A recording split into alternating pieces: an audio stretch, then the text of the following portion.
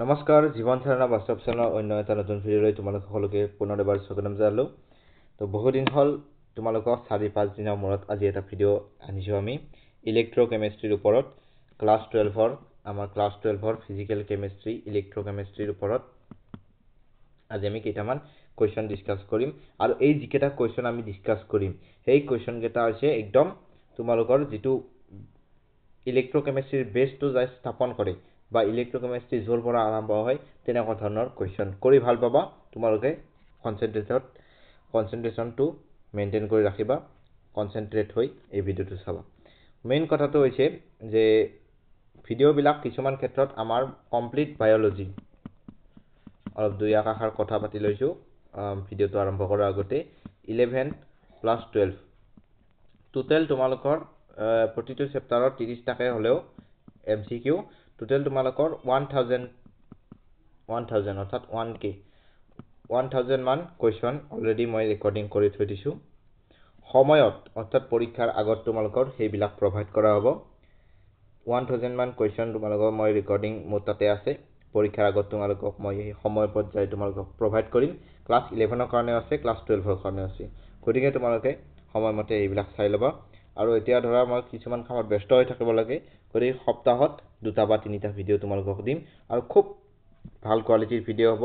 অন্যথা কথা একদম নহব যিখিনি হ'ব সময় উপযোগী বা তোমালোকৰ উপযোগিতাৰ কাৰণে হ'ব গতিকে 2 মিনিট হ'ব হৈছে গতিকে আমি আৰম্ভ কৰিছো এইফালে আছে ফাৰ্স্ট কোৱেশ্চন এইফালে তোমালোকক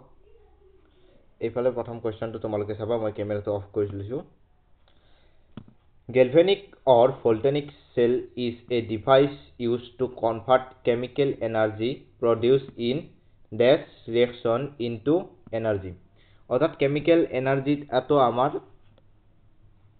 convert chemical energy produced in dash reaction into dash energy. অর্থাৎ আমি জানো যে dash energy মানে হচ্ছে এইটো আমার electrical energy electrical অর্থাৎ যদি ইলেকট্রিক্যাল এনার্জি হয় তে তোমালোকৰ এটো নহব বিটো নহব ডিটো নহব অৰ্থাৎ option number c is the correct choice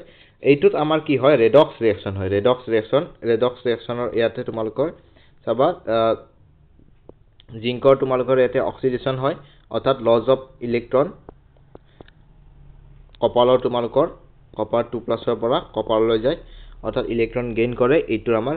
ৰিডাকশন হয় অৰ্থাৎ তোমালোকে মেইন কনসেপ্ট খিনি বুজি পাইছা এনেকুৱা ধৰণৰে আমাৰ গ্যালভানিক বা ভল্টানিক চেলৰ এইটো ৰিঅ্যাকশন হয় নেক্সট আমি কোৱেশ্চন নাম্বার 2 লৈ যাও ইন ডেনিয়েল সেল অর্থাৎ ইন ডেনিয়েল সেল মানে তোমালোকে বুজি পাইছা ভল্টানিক সেল বা গ্যালভানিক সেল বুলি কোৱা হয় rod act as anode and rod act as cathode next তোমালোকৰ so the rod is represented by positive anode electrode and copper rod is represented by negative electrode অর্থাৎ কপার রড বলি যেটো কোৱা হৈছে আমি তলফালৰ পৰা যাও নিশ্চিতভাৱে কোৱেশ্চনটো টাইপিং এৰৰ এটা আছে copper rod is represented by negative copper ৰডটো নেগেটিভ নহয় কপাৰ ৰডটো পজিটিভ গতিকে এইটো আমাৰ ফুল উত্তৰ হ'ব দিটো নহব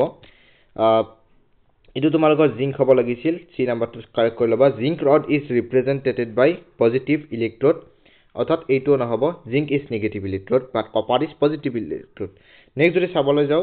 তোমালোকৰ এইটো তোমালোকে চাবা zinc act as cathode and copper act as anode এইটো ভুল অপশন নাম্বার এ টো তোমালোকৰ কাৰেক্ট হোৱাকে মই লিখিছো zinc rod is act as an anode and copper rod is act as an cathode অর্থাৎ option number A is the correct choice typing error আছিল তোমালোকে অপশন কেটা এবাৰ চাই লবা Next, 3 number question. The potential difference between the two electrodes of galvanic cell বা volcanic cell এইটো আমাৰ cell potential এইটো direct theory question direct NCERT পৰা লোৱা হৈছে ডাইরেক্ট theory question এইটো cell potential Next question number 4 in galvanic cell the conventional অর্থাৎ galvanic cell টো আমাৰ ডিল কৰে এইটো চাবা anode is on the left hand side which is positive এইটো নহয় anode টো এইটো নেগেটিভ হ'ব লাগিছিল এইটো নহব এইটো incorrect cathode is on the left side and it bears negative side এইটো নহব cathode to আমাৰ positive side cathode is on the left side is positive এইটো ফুল left side ত নহয় এইটো right side to so next d number option to saba anode is on the left hand bears negative sign negative electrode and cathode is on the right side and it is positive electrode. অর্থাৎ option number D is the correct choice. অর্থাৎ D নাম্বারটো তোমালোকৰ এতে correct choice হিচাপে বিবেচনা কৰা হৈছে. Next question number 5 আছে. Which of the following statements is /r oblique আছে অর্থাৎ দুটা হ'ব পাৰে কাৰেক্ট এটাও হ'ব পাৰে এনেকা ধৰণৰ আমাৰ HS 2025 ৰ ফাৰ্স্ট কোৱেশ্চনটো তোমালোকে চাবা তাৰ ডেল্টা H ৰিঅ্যাকচনটো 0 আছিল ডেল্টা V ৰিঅ্যাকচনটো 0 আছিল for the ideal reaction ideal equation তো তা আইডিয়াল তোমালোকৰ সলিউশনৰ কাৰণে ডেল্টা G ৰ ভ্যালু ডেল্টা V ৰ ভ্যালু 0 হয় আৰু এনথালপি ডেল্টা H ৰ ভ্যালু 0 হয় এটো দুটা অপচনে আছিল এটা চাবা which of the following statement is correct for galvanic cell reduction at cathode oxidation at anode 100% অর্থাৎ এটো কারেক্ট হ'ব reduction at anode oxidation at cathode এটো নহব অর্থাৎ reduction at cathode মানে কি হৈছে reduction হয় অর্থাৎ gain of electron আৰু oxidation at anode মানে হৈছে loss of electron অৰ্থাৎ জিংকে দুটা ইলেক্ট্ৰন লস কৰি জিংকৰ পৰা জিংক পজিটিভ হয় আৰু কপাৰ 2+ ৰ পৰা কপাৰ লৈ যায় ইলেক্ট্ৰন গেইন কৰি অর্থাৎ reduction হয় which is cathode electron flow from anode to cathode electron to জিংকৰ পৰা কপাৰ লৈ যায় anode to cathode 100% electron from cathode to anode itu full option number 1 and 3 is correct but তোমালোকক যদি কোৱা হয় current flow from cathode to anode current flow to electron উল্টা হয় next question when the salt bridge is removed the voltage salt bridge to কি হয় এইফালে তোমালোকৰ যদি জিংকৰ ফালে থাকে এইফালে যদি কপাৰত থাকে এই মাজত আমাৰ এটো সল্ট ব্ৰিজ agar agar সল্টৰ হয় agar agar পেষ্টৰ হয় বা তোমালোকৰ বেলেগ বেলেগ কেমিক্যাল KCl সোডিয়াম ক্লোৰাইড এনেক ধৰণৰ ক্যালসিয়ামৰ তাৰপিছত NaCl এনেক ধৰণৰ কিছুমান দ্ৰৱৰ পৰা লোৱা হয় সল্ট ব্ৰিজটো এইটো কি হয় এইটো আমাৰ কানেকশনটো মেইনলি বজাই ৰাখে আৰু এইটো যদি গুছাই দিয়া হয় এইটো আয়নিক ব্যালেন্সটো ডিক্রিজ হ'ব does not change to ekdom ভুল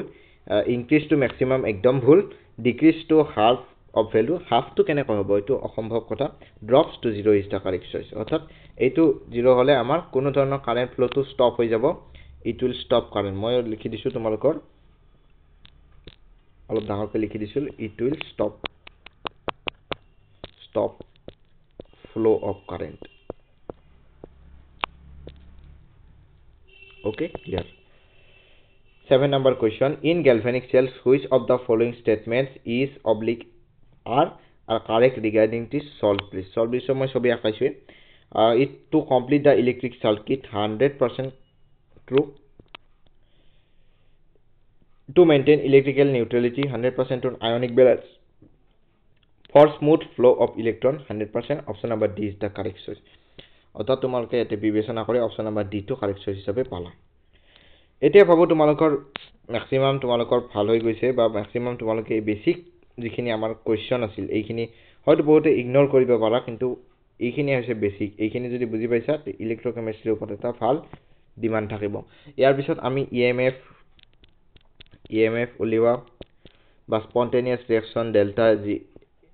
তোমালোকৰ এন্ট্ৰপি গ্ৰেটাৰ দেন 0 বা গিভছ এনাৰ্জি লেছ দেন 0 এনেকা ধৰণৰ কোৱেশ্চন বিলাক নেক্সট ক্লাছত কৰিম আমি পিছত সময় আমি যেহেতু লৈ আহিম গতিকে এইটো কোৱেশ্চন প্ৰেক্টিস সিৰিজ আছিল এইটো মই লিখি দিব পাহৰিছো তোমালোকৰ থাম্বনেলত লিখা আছে এইটো কোৱেশ্চন প্ৰেক্টিস সিৰিজ ইলেক্ট্ৰোকেমিষ্ট্ৰি আজি প্ৰথম পাৰ্টটো সলিউশনৰ মই লৈ আহিম তেনেকৈ তোমালোকে ওয়েট কৰি যাবা মাজে মাজে এইবিলাক ভিডিও আমি কৰিব লাগিব চাব লাগিব আৰু এনেকৈ আমি কষ্ট কৰি গৈ আমি এদিন HS 2026 ত বহিব লাগিব আৰু এটা ভাল ফল লৈ সকলোকে সুখী কৰিব লাগিব আৰু লগতে নিজেও সুখী হ'ব লাগিব এটো হৈছে আমাৰ মেইন উদ্দেশ্য মেইন মটো গতিকে ইলেক্ট্ৰোকেমিষ্ট্ৰি ইয়াতে তোমালোকক লিখি দিছো মই থ্যাংক ইউ সো মাচ তোমালোকে যদি ইখিনিলৈকে ভিডিওটো ধৈৰ্য ধৰি চাই আছা তে বহুতখিনি ভাল কথা থ্যাংক ইউ